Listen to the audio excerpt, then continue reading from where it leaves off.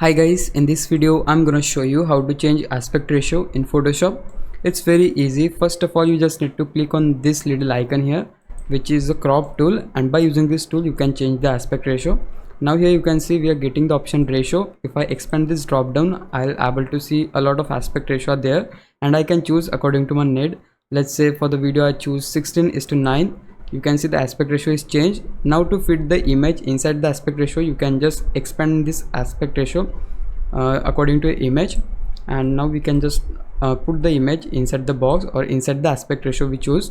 Now let's say if you want to choose the aspect ratio for Instagram post, like you want the square one, you can again go to drop down and choose the 1:1 aspect ratio. Here you can see that, and not only that, you can type the aspect ratio here too. Like if I type 2:2, I can get the aspect ratio. If I just zoom it out, you can see that the aspect ratio is changed. Now if you want to expand the aspect ratio like in any direction, you can have the option clear. Like if I click on clear and just expand this anywhere, you can see the aspect ratio is like changing. So you can now just freely change the aspect ratio according to your image or according to your project.